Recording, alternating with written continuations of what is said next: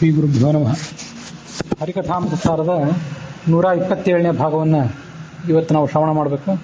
126, 25, 24 ಈ ಭಾಗಗಳಲ್ಲಿ ಛಾಂದೋಗ್ಯ ಉಪನಿಷತ್ತಿಗೆ ಅನುಸಾರವಾಗಿ ನಾರದ ಮತ್ತು ಸನತ್ಕುಮಾರರು ಇವರ ನಡುವೆ ನಡೆದಂಥ ಸಂವಾದವನ್ನು ನಾವು ಶ್ರವಣ ಮಾಡಿದ್ವಿ.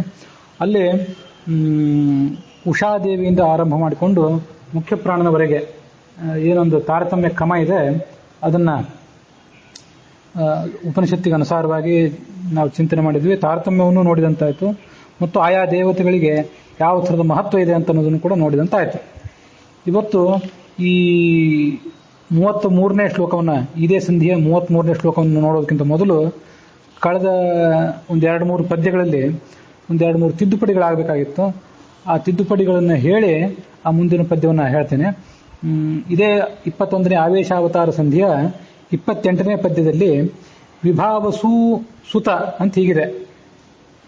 ದ್ವಾದಶಾದಿತ್ಯರಿದ್ದಾರೆ. ಆ ದ್ವಾದಶಾದಿತ್ಯರಲ್ಲಿ ಸವಿತೃ ಅನ್ನುವಂಥ ಒಬ್ಬ ಆದಿತ್ಯ ಕೃಷ್ಣನಿಂದ ಸತ್ಯಭಾಮೆಯಲ್ಲಿ ಭಾನು ಅನ್ನುವ ಹೆಸರಿನಿಂದ ಹುಟ್ಟಿದ ಅಂತ ಹೀಗೆ ಆ ಶ್ಲೋಕದಲ್ಲಿ ಮಾಹಿತಿ ಇದೆ. ಆ ಭಾನುವಿಗೆ ವಿಭಾವಸು ಸುತ ಅಂತ ಹೀಗೊಂದು ವಿಶೇಷಣವನ್ನು ದಾಸರು ಕೊಟ್ಟಿದ್ದಾರೆ. ಅವನು ವಿಭಾವಸುವಿಗೆ ತಮ್ಮನಾಗಬೇಕೆ, ಅಂದರೆ ಸೂರ್ಯನಿಗೆ ತಮ್ಮ ಆಗಬೇಕೇ ಹೊರತು ವಿಭಾವಸುವಿಗೆ ಆತ ಸುತ ಆಗೋದಿಲ್ಲ. ಆದ್ದರಿಂದ ಇದು ತಾತ್ಪರ್ಯಕ್ಕೆ ವಿರುದ್ಧ ಆಗಿದೆ. ಬೇರೆ ಏನಾದರೂ ಪಾಠ ಇದ್ದಿರಬೇಕು ಅಂತ ನಾನು ಹೇಳಿದ್ದೆ. ಸುವಿದ್ಯೇಂದ್ರ ಸ್ವಾಮಿಗಳು ವಿಭಾವಸು ಯುತ ಅಂತ ಹೇಳಿದ್ದಾರೆ. ಹಾಗಾಗಿ ವಿಭಾವಸು ಯುತ ಭಾನು ಎನಿಸುವ ಜಾವನಪ ವೀರಸೇನನು ತೊಷ್ಟೃನಾಮಕನು ಅಂತ ಹೀಗೆ ತಿಳ್ಕೊಳ್ಬೇಕು. ವಿಭಾವಸು ಅನ್ನೋ ಶಬ್ದಕ್ಕೆ ಸಂಸ್ಕೃತ ಕೋಶಗಳ ಪ್ರಕಾರ ಅಗ್ನಿ ಅಂತಲೂ ಅರ್ಥ ಆಗ್ಬೋದು, ಸೂರ್ಯ ಅಂತಲೂ ಅರ್ಥ ಆಗ್ಬೋದು. ನಾವು ಸೂರ್ಯ ಅಂತ ಅರ್ಥ ಇಟ್ಕೊಂಡು ಆ ಸೂರ್ಯನಿಗೀತ ತಮ್ಮ ಆಗೋದಿಲ್ವಲ್ಲ ಅಂತ ಚಟಪಡಿಸಿದ್ದೆವು. ಆದ್ರದ್ದು ವಿಭಾವಸು ಯುತ ಅಂತ ಆಗಬೇಕು ಮತ್ತು ವಿಭಾವಸು ಅನ್ನೋ ಶಬ್ದಕ್ಕೆ ಅಗ್ನಿ ಅಂತ ಅರ್ಥ ಆಗಬೇಕು. ಆ ಅಗ್ನಿಯಿಂದ ಯುತನಾದವನು ಈ ಸವಿತ್ರ 18ನೇ ಕಕ್ಷಾದಲ್ಲಿರುವಂಥವನು, 15ನೇ ಕಕ್ಷಾದಲ್ಲಿರುವಂಥ ಅಗ್ನಿಯ ಆವೇಶವುಳ್ಳವನು ಅಂತ ಈಗ ಅರ್ಥ. ಏನಿದ್ರು ಆ ಸವಿತ್ರ ಸೂರ್ಯನ ತಮ್ಮ ಅನ್ನೋ ಉಲ್ಲೇಖ ತಾತ್ಪರ್ಯ ನಿರ್ಣಯದಲ್ಲಿದೆಯೇ ಹೊರತು ಅಗ್ನಿಯ ಆವೇಶವುಳ್ಳವನು ಅನ್ನೋ ಮಾಹಿತಿ ತಾತ್ಪರ್ಯ ನಿರ್ಣಯದಲ್ಲಾಗಲಿ ಸರ್ವಮೂಲದಲ್ಲಿ ಆಗಲಿ ಎಲ್ಲೂ ಕೂಡ ಇಲ್ಲ. ಆದ್ರಿಂದ ವಿಭಾವಸು ಅನ್ನೋ ಶಬ್ದಕ್ಕೆ ಏನು ಅರ್ಥ ಮಾಡಬೇಕು ಅಂತ ದಾಸರ ಮೂಲ ಪದ್ಯಗಳಿಂದಲೇ ಗೊತ್ತಾಗುವಂತಿರಲಿಲ್ಲ. ನಮಗದು ಗೊಂದಲಕ್ಕೆ ಕಾರಣ ಆಗಿತ್ತು. ಆದರೆ ಹರಿಕಥಾಮೃತಸಾರಕ್ಕೆ ಸಾಕಷ್ಟು ವ್ಯಾಖ್ಯಾನಗಳಿವೆ. ಆ ಬೇರೆ ಬೇರೆ ವ್ಯಾಖ್ಯಾನಗಳಿಗನುಸಾರವಾಗಿ ಸುವಿದ್ಯೇಂದ್ರ ತೀರ್ಥರು ಅದನ್ನು ಹೇಳಿದ್ದಾರೆ. ವಿಭಾವಸು ಯುತ ಅಂತ ಹೀಗೆ ತಿಳ್ಕೊಂಡ್ರೆ ಅಗ್ನಿಯ ಆವೇಶದಿಂದ ಕೂಡಿದಂಥ ಸವಿತೃ ಭಾನು ಅನ್ನುವ ಹೆಸರಿನಿಂದ ಕೃಷ್ಣನಿಂದ ಸತ್ಯಭಾಮೆಯಲ್ಲಿ ಹುಟ್ಟಿದ ಅಂತ ಹೀಗೆ ಸ್ಪಷ್ಟವಾದ ಅರ್ಥ ಆಗ್ತದೆ. ಅದನ್ನೇನು ವಿಭಾವಸು ಯುತ ಅಂತ ತಿದ್ದುಕೊಂಡ್ರೆ ಆಯ್ತು. ಅದಾದ ಬಳಿಕ 29ನೇ ಪದ್ಯ, 2 ದಶ ಸೂರ್ಯರುಳು 3 ಜನರು ಉತ್ತಮ ಅಂತ ಹೀಗಿತ್ತು. ಆ ಉತ್ತಮ ಅದರ ಬದಲಾಗಿ 3 ಜನ ರುಕ್ತರು, ವಿವಸ್ವಾನ್ ವರುಣ ಶಕ್ರ ಉರುಕ್ರಮ ಪರ್ಜನ್ಯ ಮಿತ್ರಾಖ್ಯ ಅಂತ ಹೀಗೆ ಪದ್ಯ ಆಗ್ಬೇಕದು. ಉತ್ತಮ ಬದಲಾಗಿ ಉಕ್ತರು ಅಂತ ಆಗಿಬಿಟ್ರೆ ಆ ಎಲ್ಲ ಪದ್ಯವನ್ನು ಸರಳವಾಗಿ ಹೊಂದಿಸಬಹುದು. ಒಟ್ಟು 12 ಜನ ಆದಿತ್ಯರಿದ್ದಾರೆ. ಆ ಆದಿತ್ಯರಲ್ಲಿ 3 ಜನರು, 3 × 2 ಇದನ್ನು ಗುಣಾಕಾರಣೆ ಮಾಡಬೇಕು. ಗುಣಾಕಾರಣೆ ಮಾಡಿ 6 ಜನ ಏನಾಗಿದ್ದಾರೆ, ಉಕ್ತರಾಗಿದ್ದಾರೆ. ಅಂದರೆ ಬೇರೆ ಬೇರೆ ಕಕ್ಷಾದಲ್ಲಿ ಹೇಳಲ್ಪಟ್ಟಿದ್ದಾರೆ ಅಂತ ಅರ್ಥ. ಒಬ್ಬ 1ನೇ ಕಕ್ಷಾದಲ್ಲಿ ಹೇಳಲ್ಪಟ್ಟಿದ್ದಾನೆ ಉರುಕ್ರಮ, 8ನೇ ಕಕ್ಷಾದಲ್ಲಿ ಮತ್ತೊಬ್ಬ ಹೇಳಲ್ಪಟ್ಟಿದ್ದಾನೆ, 12ನೇ ಕಕ್ಷಾದಲ್ಲಿ ಮತ್ತೊಬ್ಬ, 14ರಲ್ಲಿ ಮತ್ತೊಬ್ಬ, 17ರಲ್ಲಿ ಒಬ್ಬ ಮಿತ್ರ, ಮತ್ತೆ 20ರಲ್ಲಿ ಪರ್ಜನ್ಯ. ಹೀಗೆ 6 ಜನರು ಕೂಡ ಬೇರೆ ಬೇರೆ ಕಕ್ಷಾದಲ್ಲಿ ಉಕ್ತರಾಗಿದ್ದಾರೆ ಅಂತ ಅದಕ್ಕೆ ಅರ್ಥ. ಅದರ ವಿವರಣೆಯನ್ನೇ ಆ ಉಕ್ತರು ಅಂತ ಅನ್ನೋದನ್ನೇ ವಿವಸ್ವಾನ್ ವರುಣ ಶಕ್ರ ಉರುಕ್ರಮ ಪರ್ಜನ್ಯ ಮಿತ್ರಾಖ್ಯ ಅಂತ ಹೀಗೆ ದಾಸರು ಹೇಳಿದ್ದಾರೆ. ಹಾಗಾಗಿ ಅದನ್ನ 3+2 ಅಂತ ಅಧಿಕನೂ ಮಾಡಬೇಕಾಗಿಲ್ಲ. ಮತ್ತು ಆ ಪರ್ಜನ್ಯ ಅಂತಂದು ಯಾಕೆ ಇಲ್ಲಿ ನಡುವೆ ಸೇರಿಸಿದ್ದಾರೆ ಅನ್ನುವಂಥ ಗೊಂದಲಕ್ಕೂ ಅವಕಾಶ ಇಲ್ಲ. ಈ ಪಂಚರತ್ನ ಪ್ರಕಾಶಿಕ ಇತ್ಯಾದಿ ಕಡೆಗಳಲ್ಲಿ ಈ ಉಕ್ತರು ಅನ್ನೋ ಪಾಠವನ್ನು ಅವ್ರು ತಗೊಂಡಿದ್ರೆ ಅವರಿಗೂ ಈ ಸಮಸ್ಯೆ ಪರಿಹಾರ ಆಗ್ತಿತ್ತು. ಅವರು ಅದನ್ನ 5 ಜನರು 3+2 = 5 ಅಂತೇನೋ ಹೇಳಿದ್ದಾರೆ, ಹೌದು. ಆದ್ರೆ ಪರ್ಜನ್ಯ ಅನ್ನೋ ಶಬ್ದ ಯಾಕೆ ಅಲ್ಲಿ ಬಂತು ಹಾಗಾದ್ರೆ ಅನ್ನೋ ಶಬ್ದಕ್ಕೆ ಪಂಚರತ್ನ ಪ್ರಕಾಶಿಕದಲ್ಲಿ ಉತ್ತರ ಇಲ್ಲ. ಹಾಗಾಗಿ ಆ ಪಂಚರತ್ನ ಪ್ರಕಾಶಿಕದಲ್ಲಿ ಸರಳವಾದ ವಿವರಣೆಯನ್ನ, ತಾರ್ಕಿಕವಾದ ವಿವರಣೆಯನ್ನು ಕೊಟ್ಟಂತಾಗೋದಿಲ್ಲ. ಸುವಿದ್ಯೇಂದ್ರ ಹೇಳಿದಂತಹ ಆ ಪಾಠದಲ್ಲಿ ಅದಕ್ಕೆ ಪಾಠನೂ ಸರಿಯಾಯಿತು, ಮತ್ತೆ 6 ಹೆಸರುಗಳನ್ನು ದಾಸರು ಒಂದಾದ್ಮೇಲೆ ಒಂದು ಹೇಳಿದ್ದು ಕೂಡ ಸರಿಯಾಗ್ತದೆ. ಹೀಗೆ ಅದನ್ನ ಹೊಂದಿಸಿ ನೋಡ್ಕೊಳ್ಬೇಕು ಉಕ್ತರು. ಅದಾದ ಬಳಿಕ ಆ 30ನೇ ಪದ್ಯದಲ್ಲಿ ಪ್ರತಿಭಾ ವಾತನು ಅಂತ ಆಗಬೇಕು. ಪ್ರತಿಭಾ ನಾಥನು ಅಂತಿತ್ತು, ಅದನ್ನು ನಾವು ಅವತ್ತೇ ತಿದ್ದುಕೊಂಡಿದ್ದೆವು. ಪ್ರತಿಭಾ ವಾತನು, ಪ್ರತಿಭಾ ಅನ್ನುವ ಹೆಸರಿನ ಒಬ್ಬ ಕಪಿ ಅಂತ ಹೀಗೆ ಅದಕ್ಕೆ ಅರ್ಥ. ಮುಂದೆ 31ನೇ ಪದ್ಯದಲ್ಲಿ 32ನೇ ಪದ್ಯದಲ್ಲಿ ಅಂತ ದೊಡ್ಡ ತಿದ್ದುಪಡಿಗಳೇನಿಲ್ಲ. 31ರಲ್ಲಂತೂ ಇಲ್ವೇ ಇಲ್ಲ. 32ರಲ್ಲಿ ಒಂದು ತಿದ್ದುಪಡಿ ಇದೆ. ಅಲ್ಲಿ ನೋಡಿ, ಉತ್ತರಾರ್ಧದಲ್ಲಿ ಸೂನುಗಳು ಎನಿಸುವರು ಐವರು ಅಂತಿದೆ. ಸುವಿದ್ಯೇಂದ್ರ ಪಾಠದಲ್ಲೂ ಕೂಡ ಐವರು ಅಂತಿದೆ. ವಸ್ತುತಃ ಅದು ಬೇರೆ ಕಡೆಗಳೆಲ್ಲ ಐವರ ಅಂತಿದೆ. ಐವರ ಅಂತಂದ್ರೆ ಹೆಚ್ಚು ಅರ್ಥ ಸಾರ್ಥಕ ಆಗ್ತದೆ. ಅದು ಈ ವಿಶ್ವೇದೇವರು ಅಂತ ಇದ್ದಾರಲ್ಲ 10 ಜನ, ಅದರಲ್ಲಿ ಅವರು ಸೂನುಗಳು ಅಂತ ಅನಿಸ್ತಾರೆ. ಅವರು ಐವರ ಮಾನಿ ದ್ರೌಪದಿಗೆ, ಐವರ ಪತ್ನಿಯಾದಂತಹ, ಐವರು ಪಂಚಪಾಂಡವರ ಪತ್ನಿಯಾದಂತಹ ದ್ರೌಪದಿಗೆ ಅವರು ಕೆಲವರು ಮಕ್ಕಳು ಅಂತ ಅನಿಸ್ಕೊಂಡಿದ್ದಾರೆ. ಇನ್ನು ಕೆಲವರು ಕ್ಷೋಣಿಯಲ್ಲಿ ಕೈಕೈಯರೆಣಿಪರು. ಉಳಿದ ಜನ 5 ಜನ ಕೈಕೈಯರಾಗಿ ಜನಿಸಿದ್ದಾರೆ. ಹೀಗೆ ಪ್ರಾಣ, ಅಪಾನ, ವ್ಯಾನ, ಉದಾನ, ಸಮಾನ ಐವರನ್ನು ಉಳಿದು ಮರುತರು ಊನರೆಣಿಪರು 10 ವಿಶ್ವೇದೇವರು ಅವರಿಂದ. ಒಟ್ಟಾರೆ 47 ಜನ ಮರುತುಗಳೇನಿದ್ದಾರಲ್ಲ, ಆ 47 ಜನ ಮರುತುಗಳಲ್ಲಿ ಮುಖ್ಯ ಪ್ರಾಣ 50 ಜನ ಮರುತುಗಳ ಪೈಕಿ ಮುಖ್ಯ ಪ್ರಾಣ 3ನೇ ಕಕ್ಷಾದಲ್ಲಿದ್ದಾನೆ. ಅಹಂಕಾರಿಕ ಪ್ರಾಣ ಅವನ ಕೆಳಗಿದ್ದಾನೆ. ಅವನ ಕೆಳಗೆ ಪ್ರವಾಹವಾಯು ಇದ್ದಾನೆ. ಇನ್ನು 47 ಜನ ಮಾತ್ರ ಉಳಿದ್ರು. ಆ 47 ಜನರಲ್ಲಿ ಪ್ರಾಣ, ಅಪಾನ, ವ್ಯಾನ, ಉದಾನ, ಸಮಾನ ಅಂತನೂರು ಶ್ರೇಷ್ಠರು. ಕಕ್ಷಾ ಒಂದೇ, ಆದ್ರೆ ಶ್ರೇಷ್ಠರು. ಈ ಐವರನ್ನು ಉಳಿದು ಇವರನ್ನು ಹೊರತುಪಡಿಸಿ ಮರುತರು ಊನರೆಣಿಪರು, ಮರುತರು ಕಡಿಮೆಯವರು ಅಂತ ಅನಿಸ್ಕೊಂಡಿದ್ದಾರೆ. ಮತ್ತೆ 10 ವಿಶ್ವೇದೇವರು ಇವರಿಂದ ಊನರೆಣಿಪರು. ಆ ಊನರೆಣಿಪರು ಅನ್ನೋದು 2 ಸರಿ ತಗೊಳ್ಬೇಕು. ಅಧ್ಯಾಹಾರ ಮಾಡ್ಕೊಳ್ಳೋದು, ಅದನ್ನ ರಿಪೀಟ್ ಮಾಡ್ಕೊಳ್ಳೋದು ಅಂತ ಹೇಳ್ತಾರೆ. ಊನರೆಣಿಪರು ಅನ್ನೋದು ಮರುತ್ತರು ಅಂತ ಹಿಂದಿದೆಯಲ್ಲ, ಆ ಎಲ್ಲಾ ಮರುತ್ತುಗಳು ಸಮರಾದರೂ ಕೂಡ, ಒಂದೇ ಕಕ್ಷಾದಲ್ಲಿ ಇದ್ದವರಾದರೂ ಕೂಡ, 49 ಜನರು ಒಂದೇ ಕಕ್ಷಾದಲ್ಲಿ ಇದ್ದವರಾದರೂ ಕೂಡ 5 ಜನರು ಅದರಲ್ಲಿ ಶ್ರೇಷ್ಠರಾಗಿದ್ದಾರೆ ಅಂತ ಈಗ ಅದಕ್ಕರ್ಥ. ಮತ್ತೆ 10 ಜನ ವಿಶ್ವೇದೇವರು ಇವರಿಗಿಂತ ಊನರಾಗಿದ್ದಾರೆ. ಹೀಗೆ ಆ ಅರ್ಥವನ್ನು ಹೊಂದಾಣಿಕೆ ಮಾಡಿ ನೋಡ್ಕೊಳ್ಬೇಕು. ವಿಶ್ವೇದೇವರು ಇವರಿಂದ ಅಂದ್ರೆ ಆ ಮರುತುಗಳಿಂದ ಅಂತ ಅರ್ಥ. ಸೂನುಗಳು ಎನಿಸುವರು ಐವರು ಅಂತಿದ್ರು ತಪ್ಪೇನಲ್ಲ. ಐವರ ಅಂತಿದ್ರೆ ಒಂದು ಈಗ ಅರ್ಥ. ಐವರು ದ್ರೌಪದಿಗೆ ಮಕ್ಕಳಾಗಿದ್ದಾರೆ. ಐವರು ಅಂತಿದ್ರೆ 5 ಜನ ವಿಶ್ವೇದೇವತೆಗಳು ದ್ರೌಪದಿಗೆ ಮಕ್ಕಳಾಗಿದ್ದಾರೆ. ಕೆಲವರು ಅಂದ್ರೆ ಇನ್ನು 5 ಜನ ಶೋಣಿಯೊಳಗೆ ಕೈಕೈಯರು ಅಂತ ಕರೆಸ್ಕೊಂಡಿದ್ದಾರೆ. ಇನ್ನು ಐವರ ಅಂತಿದ್ರೆ ಐವರ ಮಾನನೀಯಾದಂಥ ದ್ರೌಪದಿ. ಇಲ್ಲಿ ಐವರು ಅಂತಿದ್ರು, ಐವರ ಅಂತಿದ್ರು, ಅದೇನೋ ವ್ಯತ್ಯಾಸ ಆಗೋದಿಲ್ಲ. ಎರಡಕ್ಕೂ ಸರಿಯಾದಂಥ ಅರ್ಥ ಹೇಳ್ಬೋದು. ಪಾಠದಲ್ಲಿ ಅಂಥ ಪ್ರಮಾದ ಏನಾಗೋದಿಲ್ಲ ಇಲ್ಲಿ.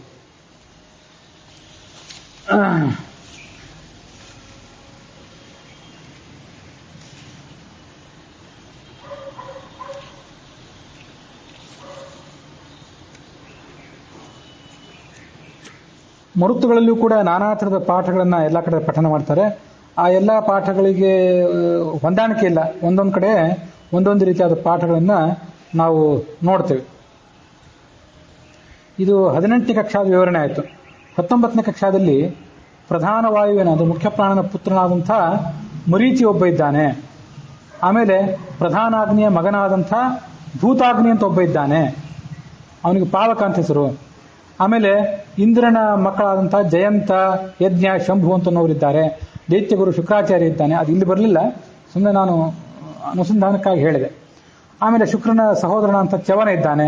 ಬೃಹಸ್ಪತಿಯ ಸಹೋದರನಾದಂಥ ಉಚತ್ಯ ಇದ್ದಾನೆ.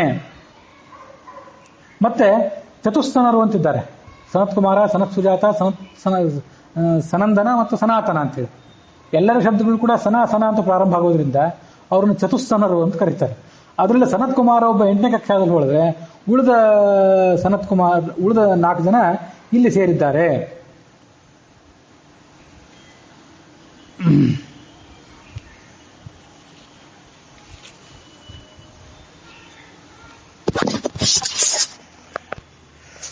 ಹೀಗೆ ಇದೆಲ್ಲ ಆ ಮರುತ್ತುಗಳ ಬಗ್ಗೆ ವಿವರ ಇದೆ. ಇಷ್ಟು ಮರುತ್ತುಗಳ ಬಗ್ಗೆ ವಿವರ ಹೇಳಿದ್ರು ಕೂಡ ಇಲ್ಲಿ ಈ 31ನೇ ಪದ್ಯ ಇದೆಯಲ್ಲ, ಆ 31ನೇ ಪದ್ಯದ ಬಗ್ಗೆ ನನಗೆ ಸ್ವಲ್ಪ ಇನ್ನೂ ಗೊಂದಲ ಇದೆ. ಆ ಗೊಂದಲ ಪರಿಹಾರ ಆಗಲಿಲ್ಲ. ಅದನ್ನು ನಾಳೆ ನಾಡ್ದು ಮತ್ತೊಮ್ಮೆ ಪರಿಹಾರ ಮಾಡ್ಕೊಳ್ಳೋ ಪ್ರಯತ್ನ ಪಡ್ತೇನೆ. 49 ಜನ ಮರುತುಗಳು ಅಂತ ಹೇಳಿದ್ವಲ್ಲ, ಆ 49 ಜನ ಮರುತುಗಳಲ್ಲಿ ಈ ಪದ್ಯ ಓದಿ ನೋಡಿದ್ರೆ ಗೊತ್ತಾಗ್ತದೆ ನಿಮ್ಗೆ ಇರೋ ಗೊಂದಲ. 31ನೇ ಪದ್ಯ ನೋಡ್ರಿ. 32ನೇ ಪದ್ಯದ ವಿವರಣೆ ನಾನು ಈಗ ಹೇಳಿದೆ. ಐವರೊಳಗಿ ಕುಂತಿ ಭೋಜನೋ ಆವಿನಾಮಕ ಪ್ರವಾಹ, ಈ ದೇವದತ್ತ, ಕೃಕಲ, ಹೀಗೆಲ್ಲ ಈ ಮರುತ್ತುಗಳಿದ್ದಾರೆ. ಅವರಲ್ಲಿ ಆವಿ ಅಂದರೆ ಕೂರ್ಮ, ಕನ್ನಡದ ಆವಿ ಅಂತಂದ್ರೆ ಸಂಸ್ಕೃತದಲ್ಲಿ ಕೂರ್ಮ. ಆ ಕೂರ್ಮ ಅನ್ನುವಂಥ ದೇವದ ಒಬ್ಬ ಮರುತ್ತು ಏನಿದ್ದಾನಲ್ಲ, ಆ ಕೂರ್ಮ ಅನ್ನುವಂಥ ಮರುತ್ತು ಕುಂತಿ ಭೋಜನಾಗಿ ಜನಿಸಿದ. ಪ್ರಾಣ, ಅಪಾನ, ವ್ಯಾನ, ಉದಾನ, ಸಮಾನ ಈ 5 ಜನ. ನಾಗ, ಕೂರ್ಮ, ಕೃಕಲ, ದೇವದತ್ತ, ಧನಂಜಯ ಈ 5 ಜನ. ಇಷ್ಟು ಜನ ಇದ್ದಾರಲ್ಲ, ಇವರ ಪೈಕಿ ಪ್ರಾಣ, ಅಪಾನ, ವ್ಯಾನ, ಉದಾನರು ಯಾವ್ಯಾವ ಅವತಾರ ತಾಳಿದಿರುವಂತೆಲ್ಲ ಅದನ್ನ ಹಿಂದೆ ಹೇಳಿದ್ದಾರೆ. ಮತ್ತೆ 32ನೇ ಪದ್ಯದಲ್ಲಿ ಈ ಪ್ರಾಣ, ಅಪಾನ ಮೊದಲಾದ 5 ಜನ ವಾಯುಗಳು ಉಳಿದೆಲ್ಲ ಮರುತ್ತುಗಳಿಗಿಂತ ಹೆಚ್ಚಿನವರು ಅಂತ ಕೂಡ 32ನೇ ಪದ್ಯದಲ್ಲಿ ಹೇಳಿದ್ದಾರೆ. ನಾಗ, ಕೃಕಲನು, ದೇವದತ್ತ, ಧನಂಜಯರು ಅವತಾರ ವರ್ಜಿತರು ಈ 31ನೇ ಪದ್ಯದಲ್ಲಿ ನೋಡ್ರಿ. ಮುಂದೆ ಆವಹ, ಉದ್ವಹ, ವಿವಹ, ಸಂವಹ, ಪ್ರಾವಹೀಪತಿ ಮರುತ ಪ್ರವಹನಿಗೆ ಆವ ಕಾಲಕ್ಕೂ ಕಿಂಚಿದಮರು ಮರುತಗಣರೆಲ್ಲ ಅಂತ ಹೀಗೆ ಇಲ್ಲೊಂದು ಪದ್ಯ ಇದೆ. ಈ ಪದ್ಯಕ್ಕೆ ಹೀಗೆ ಒಂದು ಕಡೆ ಕನ್ನಡದಲ್ಲಿ ಅನುವಾದ ಮಾಡಿದ್ದಾರೆ. ಅದಷ್ಟು ಸರಿಯಾದ ಅನುವಾದ ಆಗೋದಿಲ್ಲ. ನಿಮ್ಮ ಕನ್ನಡದ ಪುಸ್ತಕದಲ್ಲಿ ಕೂಡ ಅದಕ್ಕೊಂದು ಕ್ವಶನ್ ಮಾರ್ಕ್ ಹಾಕೊಳ್ರಿ. ಆವಹ, ಉದ್ವಹ, ವಿವಹ, ಸಂವಹ ಮತ್ತು ಪ್ರಾವಹೀಪತಿಯಾದಂತಹ ಪ್ರವಾಹವಾಯು ಈ 4ವರಿಗಿಂತ ಮರುದ್ಗಣದಲ್ಲಿ ಇರುವಂತಹ ಇತರರು ಎಲ್ಲಾ ಕಾಲಕ್ಕೂ ಕೂಡ ಕಡಿಮೆ ಆಗಿದ್ದಾರೆ ಅಂತ ಈಗ ಅದನ್ನು ಅನುವಾದ ಮಾಡಿದ್ದಾರೆ. 5 ಜನರ ಹೆಸರನ್ನು ಹೇಳಿದ್ದಾರೆ. ಅದನ್ನು ಹೇಳುವಾಗ 4 ಜನರು ಅಂತ ಹೇಳ್ತಾರೆ. ಮತ್ತೆ ಆವಹ, ವಿವಹ, ಉದ್ವಹ, ಸಂವಹ, ಪ್ರಾವಹೀಪತಿಯಾದಂತಹ ಪ್ರವಾಹವಾಯು 5 ಆಯ್ತು. ಅಲ್ಲಿಗೆ ಎಣಿಸಿ ನೋಡಿದ್ರೆ ಬೆರಳು ಎಣಿಸಿದ್ರೆ 55 ಆಗ್ತದೆ. ಈ 4ವರಿಗಿಂತ ಇದೊಂದು ಅನುವಾದ. ಈ 4ವರಿಗಿಂತ ಮರುದ್ಗಣದಲ್ಲಿನ ಇತರರು ಎಲ್ಲಾ ಕಾಲಕ್ಕೂ ಕೂಡ ಕಡಿಮೆ ಅಂತ ಹೀಗೆ ಅನುವಾದ ಮಾಡಿದ್ದಾರೆ. ಆದ್ರೆ ಈ ಅನುವಾದ ಸರಿಯಲ್ಲ. ಅದಕ್ಕಾಗಿ ಹೇಳಿದೆ ನಾನು. ಸುವಿದ್ಯೇಂದ್ರ ತೀರ್ಥರು ಅದನ್ನು ಹೇಗೆ ಹೇಳಿದ್ದಾರೆ, ಮತ್ತೆ ಪಂಚರತ್ನ ಪ್ರಕಾಶಿಕಾದಲ್ಲಿ ಹೇಗಿದೆ ಅಂತಂದ್ರೆ, ಆವಹ, ಉದ್ವಹ, ವಿವಹ, ಸಂವಹ ಮೊದಲಾದ ಮರುದ್ಗಣದವರಿದ್ದಾರಲ್ಲ, ಅವರು ಪ್ರಾವಹೀಪತಿಯಾದಂಥ 11ನೇ ಕಕ್ಷಾದಲ್ಲಿರುವಂತಹ ಪ್ರವಾಹ ವಾಯುವಿಗಿಂತ ಕಡಿಮೆ ಆಗಿದ್ದಾರೆ. ಪ್ರವಾಹ ವಾಯು ನೀವು ಜೊತೆ ಸೇರಿಸ್ಕೊಳ್ಬಾರ್ದು, ಸೇರಿಸಿಕೊಂಡು ಗೊಂದಲ ಮಾಡಿದ್ದಾರೆ ಈ ಕನ್ನಡದ ಅನುವಾದದಲ್ಲಿ. ದಾಸರು ಶಬ್ದಗಳನ್ನು ಪ್ರಯೋಗ ಮಾಡಿದ್ದಾರಲ್ಲ, ಆವಹ, ಉದ್ವಹ, ವಿವಹ, ಸಂವಹ ಅಂತಿದೆಯಲ್ಲ, ಇದನ್ನ ಮರುತಗಣರಲ್ಲ ಅಂತ ಕೊನೆಯ ಶಬ್ದ ಇದೆಯಲ್ಲ ಅಲ್ಲಿಗೆ ದೂರಾನ್ವಯ ಮಾಡಬೇಕು. ಆವಹ, ಉದ್ವಹ, ವಿವಹ, ಸಂವಹ ಮೊದಲಾದ ಮರುದ್ಗಣದವರು ಪ್ರಾವಹೀಪತಿಯಾದಂತಹ ಮರುತ್ ಏನಿದ್ದಾನಲ್ಲ ಪ್ರವಾಹವಾಯು, ಅವನಿಗಿಂತ ಯಾವ ಕಾಲಕ್ಕೂ ಕಡಿಮೆಯವರು. ಈ 4 ಮಂದಿಯನ್ನು ಮಾತ್ರ ತಗೊಳ್ಬೇಕು. ಹೆಸರು ಹೇಳುವಾಗ ಇವರು 5 ಹೇಳಿದ್ದಾರೆ ಮತ್ತು ಉಳಿದ ಎಲ್ಲಾ ಮರುತ್ ಗಣಗಳನ್ನು ಕೂಡ ಇಲ್ಲಿ ತಗೊಂಡಿದ್ದಾರೆ. ಹಾಗಾಗಿ ಈ ಕನ್ನಡದಲ್ಲಿ ಬಂದಿರುವಂತಹ ಅನುವಾದ ಅಷ್ಟು ಸರಿ ಇಲ್ಲ. ಅದು ಆ ಸಂಖ್ಯೆಯೂ ಕೂಡ ಸರಿ ಇಲ್ಲ. ಈ 4ವರು ಅಂತ ಅಲ್ಲೇನು ಕನ್ನಡ ಅನುವಾದದಲ್ಲಿ ಶಬ್ದ ಪ್ರಯೋಗ ಮಾಡೋದಿದೆ, ಅದು ಮೂಲಕ್ಕೆ ಹೊಂದಾಣಿಕೆ ಆಗುವಂಥದ್ದಲ್ಲ. ಮೂಲದಲ್ಲಿ ಆ ಥರ ಪ್ರಯೋಗ ಮಾಡಲೂ ಇಲ್ಲ. 4, 5 ಶಬ್ದವನ್ನು ದಾಸರು ಪ್ರಯೋಗ ಮಾಡಿಲ್ಲ. ಹಾಗಾಗಿ ಈ 4 ಜನ ಆವಹ, ಉದ್ವಹ, ವಿವಹ, ಸಂವಹ ಮೊದಲಾದ ಮರುದ್ಗಣದವರು ಪ್ರಾವಹೀಪತಿಯಾದಂತಹ ಪ್ರವಾಹ ವಾಯುವಿನಿಗಿಂತ ಎಲ್ಲ ಕಾಲದಲ್ಲೂ ಕಡಿಮೆ ಆಗಿದ್ದಾರೆ ಅಂತ ಹೀಗೆ ಅದನ್ನು ದೂರಾನ್ವಯ ಮಾಡಿ ಅರ್ಥ ಮಾಡ್ಕೊಳ್ಬೇಕು. ಇಷ್ಟು ಬಿಟ್ಟರೆ ಬೇರೆ ಅನ್ವಯ ಸರಿಯಾಗೋದಿಲ್ಲ. ಇಲ್ಲಿ ನನಗಿರೋ ಗೊಂದಲ ಏನಂತಂದ್ರೆ, ಒಟ್ಟು 50 ಜನ ಅಲ್ಲ, ಮುಖ್ಯ ಪ್ರಾಣ 3ನೇ ಕಕ್ಷಾದಲ್ಲಿದ್ದಾನೆ, ಅಹಂಕಾರಿಕ ಪ್ರಾಣ ಒಂದು ಆತನು ಕೂಡ 9ರಲ್ಲಿದ್ದಾನೆ, 11ರಲ್ಲಿ ಪ್ರವಾಹವಾಗಿದ್ದಾನೆ, ಇನ್ನು 47 ಜನ ಆದರು. ಆ 47ರಲ್ಲಿ ಪ್ರಾಣ, ಅಪಾನ ಮೊದಲಾದವರು ಹೆಚ್ಚಿನವರು, ಉಳಿದವರೆಲ್ಲ ಅವ್ರಿಗಿಂತ ಕಡಿಮೆಯವರು ಅಂತ 32ನೇ ಪದ್ಯ ಹೇಳಿತು. 31ನೇ ಪದ್ಯ ಏನನ್ನು ಹೇಳಿತು? 47ರಲ್ಲಿ 42 ಜನ ಕಡಿಮೆಯವರು, ಇನ್ನು 5 ಜನ ಹೆಚ್ಚಿನವರು ಅಂತ 32ನೇ ಪದ್ಯ ಸ್ಪಷ್ಟವಾಗಿ ಸ್ಪಷ್ಟೀಕರಣ ಕೊಟ್ಟಿದೆ. ಹಾಗಿದ್ದಾಗ ಈ 31ನೇ ಪದ್ಯ 42ರಲ್ಲಿ ಸೇರಿದಂಥ ಈ ಪ್ರವಾಹ, ಉದ್ವಹ, ವಿವಾಹ, ಸಂವಹ ಮೊದಲಾದವ್ರ ಬಗ್ಗೆ ಮತ್ತೇನೋ ಹೇಳಿ ಹೊರಟಿದೆ. ಇದಕ್ಕೆ ಸರ್ವಮೂಲದ ಮೂಲ ಇಲ್ಲದೆ ಇರೋದು ದೊಡ್ಡ ಸಮಸ್ಯೆ. ಸರ್ವಮೂಲದಲ್ಲಿ ಮೂಲ ಇದ್ದುಬಿಟ್ರೆ ಇದನ್ನು ಸ್ಪಷ್ಟವಾಗಿ ಹೇಳ್ಬಿಡ್ಬೋದಿತ್ತು. ಸರ್ವಮೂಲದಲ್ಲಿ ಮೂಲ ಯಾವುದಕ್ಕಿದೆ ಅಂತಂದ್ರೆ, ಭಾಗವತ ತಾತ್ಪರ್ಯದಲ್ಲಿ 10ನೇ ಸ್ಕಂದ 94ನೇ ಅಧ್ಯಾಯದ 11ನೇ ಶ್ಲೋಕ ಬಂದಿದೆ. ಸನಕಾದ್ಯ ಸಮಾಸ ಸರ್ವೇ ತತ್ರ ಶ್ರೇಷ್ಠ ಕುಮಾರಕಃ ಮರುತಶ್ಚ ಸಮಾಸ ಸರ್ವೇ ಸಪ್ತತೇಷು ಪ್ರಧಾನಕಾಹ ಅಂತ ಒಂದು ಶ್ಲೋಕ ಇದೆ. ಅಲ್ಲಿ ಸನಕ, ಸನಂದರ ಮೊದಲಾದವರೆಲ್ಲ ಅವರು ಸಮರೇ ಹೌದು, ಹೆಚ್ಚು ಕಡಿಮೆ ಸಮಾನರೇ. ಅದರಲ್ಲಿ ಸನತ್ ಕುಮಾರ್ ಏನಿದ್ದಾನಲ್ಲ ಆತ 8ನೇ ಕಕ್ಷಾದಲ್ಲಿದ್ದಾನೆ, ಉಳಿದವರೆಲ್ಲ 19ನೇ ಕಕ್ಷಾದಲ್ಲಿದ್ದಾರೆ ಅಂತ ಹೀಗೆ ಅದರ ಒಂದು ವಿವರಣೆ ಆಗ್ತದೆ. ಇಷ್ಟು ವಿವರಣೆ ಇದ್ದಾಗ ಕೆಳಗಿನ ಉತ್ತರಾರ್ಧಕ್ಕೇನು ಅರ್ಥ? ಮರುತಶ್ಚ ಸಮಾಸ ಸರ್ವೇ ಸಪ್ತತೇಷು ಕುಮಾರಕಾಹ ಅಂತಿದೆಯಲ್ಲ, ಶಬ್ದ ಸ್ಪಷ್ಟವಾಗಿ ಹೇಳ್ತದೆ. ಮರುತಶ್ಚ ಸಮಾಹ ಸರ್ವೇ, ಎಲ್ಲಾ ಮರುತ್ತುಗಳು ಕೂಡ ಸಮಾನರಾಗಿದ್ದಾರೆ, 47 ಜನರು ಕೂಡ. ಅದರಲ್ಲಿ 7 ಜನ ಮಾತ್ರ ಮುಖ್ಯರಾಗಿದ್ದಾರೆ. ಯಾವ 7 ಜನ ಅವರು ಅಂದ್ರೆ ಮುಖ್ಯ ಪ್ರಾಣನ ಬಿಟ್ಟು ಬಿಡ್ರೆ 49 ಜನ ಮರುತ್ತುಗಳ ಬಗ್ಗೆ ಇಲ್ಲಿ ಮಾತಾಡ್ತಿದ್ದಾರೆ. ಒಬ್ಬ ಅಹಂಕಾರಿಕ ಪ್ರಾಣ, ಒಬ್ಬ ಪ್ರವಾಹವಾಯು, ಮತ್ತೆ ಪ್ರಾಣಾಪಾನ ಮೊದಲಾದ 5. ಇದಕ್ಕೆ ಹೀಗೆ ಎಲ್ಲರೂ ಕೂಡ ವ್ಯಾಖ್ಯಾನ ಮಾಡಿದ್ದಾರೆ ಪ್ರಾಚೀನರು. ಆ ಪ್ರಾಚೀನರ ವ್ಯಾಖ್ಯಾನವನ್ನು ಅನುಸರಿಸಿಯೇ ಇವತ್ತು ಭಾಗವತ ತಾತ್ಪರ್ಯಕ್ಕೆ ಅರ್ಥ ವಿವರಣೆ ಕೊಟ್ಟಿರುವಂತಹ ಗೋವಿಂದಾಚಾರ್ಯರು ಮತ್ತು ಹಯೋಧನ ಪುರಾಣಿಕರು ತಮ್ಮ ತಮ್ಮ ಸಂಸ್ಕೃತ ವ್ಯಾಖ್ಯಾನಗಳಲ್ಲಿ ಮತ್ತು ಕನ್ನಡ ವ್ಯಾಖ್ಯಾನಗಳಲ್ಲಿ ಹಾಗೆ ಹೇಳಿದ್ದಾರೆ. ಹಾಗಾಗಿ 7 ಜನ ಅಂದ್ರೆ ಅಹಂಕಾರಿಕ ಪ್ರಾಣ, ಪ್ರವಾಹವಾಯು, ಪ್ರಾಣ, ಅಪಾನ, ವ್ಯಾನ, ಉದಾನ, ಸಮಾನ ಅಂತ. ಆದ್ರೆ ಇಲ್ಲೊಂದು ಕನ್ನಡ ಪುಸ್ತಕದಲ್ಲಿ ಹೀಗಿದೆ: ಮರುತ್ತುಗಳು ಪ್ರಾಯ ಸಮಾನರಾದರೂ ಅವರಲ್ಲಿ ಆವಹ ಮೊದಲಾದ 7 ಜನರು ಇತರಿಗಿಂತ ಸ್ವಲ್ಪ ಮಿಗಿಲು. ಆವಹ ಮೊದಲಾದವರನ್ನು ಅಂತ ಪ್ರಾಚೀನ ವ್ಯಾಖ್ಯಾನಗಳಿಗೆ ವಿರುದ್ಧವಾಗಿ ಇದನ್ನು ತಗೊಂಡಿದ್ದಾರೆ. ಈ ಅನುವಾದ, ಆ ಶ್ಲೋಕದ ಅನುವಾದ ಏನಿದೆ, ಶ್ಲೋಕ ಸರಿ ಇದೆ, ಶ್ಲೋಕದ ಅನುವಾದ ತಪ್ಪಿದೆ. ಆ ಅನುವಾದದ ಬಗ್ಗೆ ಗಮನ ಇಟ್ಕೊಂಡ್ರೆ ಆಯ್ತು. ಇದನ್ನೇ ನಾನೀಗ ನೋಡ್ಬೇಕಾಗಿರೋದು. ಒಟ್ಟಾರೆ 47 ಜನ ಮರುತ್ತುಗಳಲ್ಲಿ ಪ್ರಾಣ, ಅಪಾನ ಮೊದಲಾದ ಇವರು ಉತ್ಕೃಷ್ಟರು. ಪ್ರವಾಹ, ವಿವಾಹ ಮೊದಲಾದವರನ್ನ ಪ್ರಾಣ ಅಪಾನ ಮೊದಲಾದವರು ಆದ ಬಳಿಕ ತಗೊಳ್ಬೇಕೋ ಹೇಗೆ? 47 ಜನರಲ್ಲಿ 5 ಜನ ಪ್ರಾಣ ಮೊದಲಾದವರು ಉತ್ತಮರು, ಅದಾದ ಬಳಿಕ ಪ್ರವಾಹ, ವಿವಾಹ ಮೊದಲಾದವರು ಉತ್ತಮರು, ಅದಾದ ಬಳಿಕ ಉಳಿದವರು ಬರ್ತಾರೆ. ಹೀಗೇನಾದ್ರು ತಗೊಳ್ಬೇಕೇನೋ ಅಂತ ನಂಗೆ ಗೊಂದಲ ಇದೆ. ಸರ್ವಮೂಲ ಏನು ಹೇಳಲಿಲ್ಲ, ವಿದ್ವಾಂಸರು ಇದನ್ನು ವಿವರಣೆ ಮಾಡಿಲ್ಲ. ಹಾಗಾಗಿ ಇನ್ನೂ ಸ್ವಲ್ಪ ಗೊಂದಲ ಆಗಿ ಉಳಿದಿದೆ. ಅದನ್ನು ಮತ್ತೊಂದು ಸರಿ ಹೇಳ್ತೇನೆ. ಇನ್ನು ಮುಂದೆ 33ನೇ ಪದ್ಯ.